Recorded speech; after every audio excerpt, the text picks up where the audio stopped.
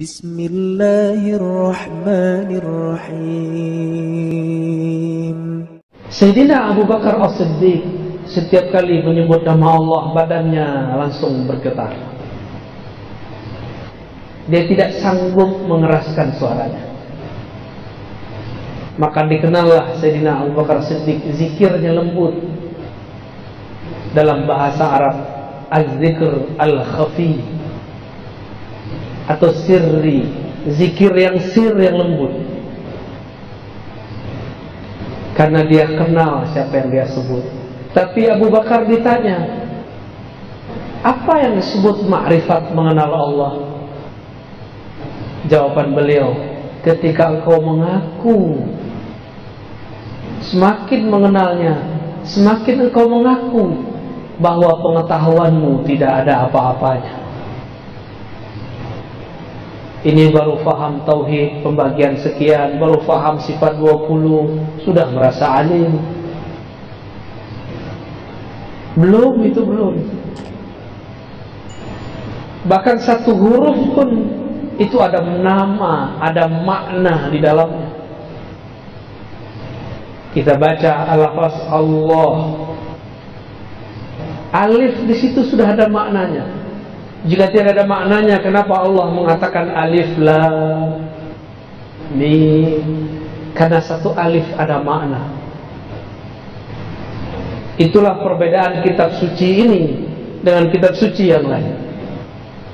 Kitab suci Al-Quran, jika diterjemahkan, terjemahannya bukan Quran, namanya terjemahan. Al-Qurannya bukan itu, karena terjemahan dari makhluk, sedangkan Quran bukan dari makhluk. Maka tidak sah sholat pakai terjemahan. Allahu Akbar dengan nama Allah yang Maha Pengasih lagi Maha Penyayang. Segala puji milik Allah Rabbul Alamin, pencipta alam semesta. Enggak sah, sholatnya langsung batil. Ya, itu sholatnya langsung batil. Al-Quran turun dari sananya sudah bahasa Arab, maka dapat dipastikan gak usah pakai hadis palsu. Bahasa langit, bahasa Lauh Mahfuz, bahasa surga, bahasa para malaikat, itu bahasa Arab yang murni. Cukup ini. Bahkan Allah pun berkalam-kalam dengan hambanya dengan bahasa Arab. Dalilnya apa? Allah turunkan di arasnya surat Al-Fatihah. Jadi salah satu oleh-oleh Nabi ketika beliau diangkat Mi'raj, Allah langsung turunkan surah Al-Fatihah. Dialog Nabi dengan Allah. Bismillahirrahmanirrahim, itu pembuka. Sayyidina Nabi SAW membuka lagi. Alhamdulillahi Rabbil Alamin. Allah jawab, Hamidani Abdi, hambaku telah memuji-mujiku. Setelah Alhamdulillah apa? Ya, bangun bertidur nih. Ar-Rahmanir Rahim. Apa kata Allah? Asna alayya abdi, hambaku sangat banyak memujiku. Maliki yaumiddin, sama Allah juga jawab begitu. Wali abdi ma sa'al, Allah tambahkan, apa yang dia minta aku pasti kasih. Iyyaka na'budu wa iyyaka nasta'in, sampai akhir Allah mengatakan aku kasih, aku beri. Maka tiadalah orang mendirikan makna Al-Fatihah lalu membacanya dengan lisannya, melainkan Allah Ta'ala kabulkan semua hajatnya kalau baca Fatihahnya benar. Ya, kalau baca Fatihahnya Saya sudah baca Fatihah, aku nggak sampai-sampai. Berarti Fatihahnya belum dialog. Belum dialog dengan Allah Subhanahu wa ta'ala. Ketika Nabi naik ke arasy Allah, Allah turunkan di situ, maka ada ayat yang belum tertulis sebagai ilmu Al-Quran. Dalam ilmu Al-Quran disebut dengan ma'rifatu makan nuzulil ayat, mengetahui tempat turunnya ayat. Belum ada yang menyebut arsy, samawi, ardi. Yang baru ada laili nahari, turun siang hari, turun malam hari. Makki madani, turun di Mekah, turun di Madinah. Tapi kita tambahkan ilmu Quran di akhir zaman, ya, bahwa Al-Fatihah adalah ayat arsy, ayat yang turun di arasy Allah Subhanahu wa ta'ala. Itulah yang dibawa. Oleh karena itu solat hanya sah dengan Al-Fatihah. Jangan debat lagi kalau ada imam baca atau tidak. Jangan debat lagi. Nabi cukup mengatakan, la salata liman lam yaqra' bi Fatihatil Kitab. Hadis Bukhari dan Muslim. Tidak sah salat kamu sampai engkau membaca Al-Fatihah. Mau imam makmum sama, namun adabnya imam dahulu baca, baru kita baca. Kenapa? Karena munajat dialog ini tidak bisa diwakilkan kepada imam. Meskipun ahli fikih bilang bahwa kalau imam baca cukup bagi makmum, betul, itu jaminan.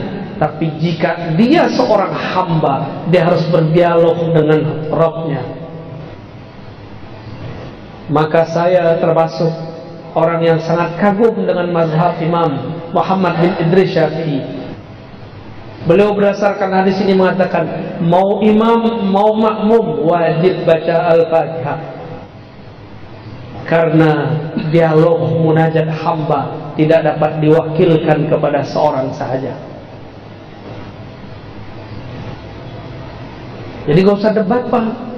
Debat itu belakangan, hadisnya tidak ada perdebatan. Yang tidak boleh baca keras-keras di belakang, atau baca aja lebih dahulu dari imam. Itu yang tidak boleh. Jadi dialog di arah sana bukan dengan tasyahud yang kita baca at-tahiyatu lillah. Itu hadisnya kurang sahih, bahkan tidak sahih. Yang sahih adalah dialog arsyiyah, ayat arsyiyah, surat Al-Fatihah. Oleh karena itu membaca ayat-ayat yang ada di Al-Fatihah, 7 ayatnya wajib secara mutlak,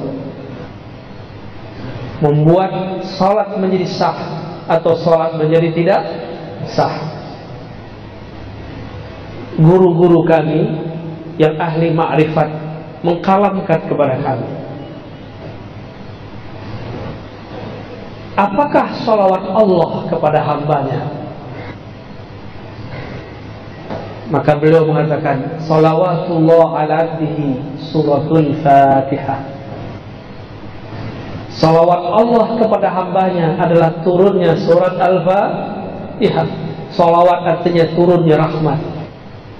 Dialog yang ada dalam Al-Fatihah membuat rahmat turun kepada pembacanya. Oleh karena itu, kalimat di hadisnya la salata tidak dianggap salat. Liman la yaqra, liman lam yaqra, bagi yang tidak qara'a. Apa arti qara'a? Jama'a bainaz zahir wal batin. Qara'a bahasa Arab artinya menggabungkan zahir dan batinnya, baru disebut qira'ah. Inna alaina jam'ahu wa Qur'anah. Quran di situ artinya kumpulkan. Berarti Orang yang disebut membaca Al-Quran, orang yang mengumpulkan batinnya dan zahirnya dalam satu lafaz. Gimana? Tadi sudah baca Qara'a Al-Fatihah belum? Belum ya? Lain yang dibaca, lain yang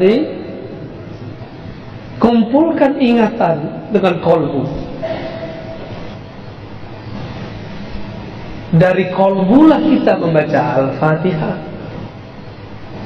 Bismillahirrahmanirrahim. Dengan nama Allah. Allah itu bahasa kolbu. Ar-Rahman, yang mengasihi, yang maha kasih, yang maha sayang. Kasih sayang bukan ada di badan, bukan ada di muka. Tidak ada namanya muka terkasih, yang ada kolbu yang mengasihi. Kalau wajah cantik, tapi kalau kolbu di dalamnya ada kasih sayang, maka Bismillahirrahmanirrahim turunnya ke dalam kolbu. Jadi kalau baca Al-Fatihah, baca dengan kolbu, insya Allah salatnya khusyuk. Ya, tidak tahu artinya tidak apa-apa, tapi pahami tujuan membacanya.